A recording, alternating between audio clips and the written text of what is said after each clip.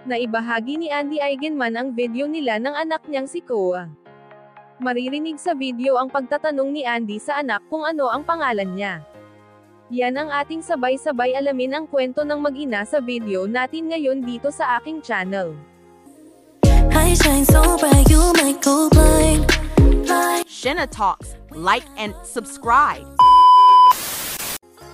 Sagot ni Koa, Tita Andy daw ang pangalan ng mama niya na dahilan kung bakit natawa si Andy.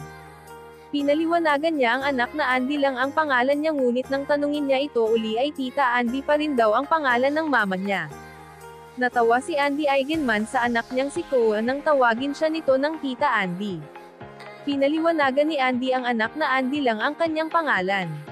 Sa video na binahagi ni Andy sa kanyang Instagram stories, makikita na nakaupo si Koa sa kanyang tiyan at nag-uusap sila. Tinanong ni Andy si Koa kung paano siya naging si Tita Andy. Pinaliwanagan ni Andy ang anak na auntie ang ibig sabihin ng tita. Gayunpaman, nang tanungin niya uli si Koa ay ganun pa rin ang sagot niya kaya natawa na lamang si Andy. Si Koa ang bunsong anak ni na Andy at ng partner niyang si Filmar Alipayo. Si Andy Eigenman ay isang product endorser at movie star. Siya ay nagmula sa prominenteng angkan ng mga artista ng mga Eigenman. Anak siya ng award-winning actress na si Jacqueline Jose at Mark Hill. Thank you for watching.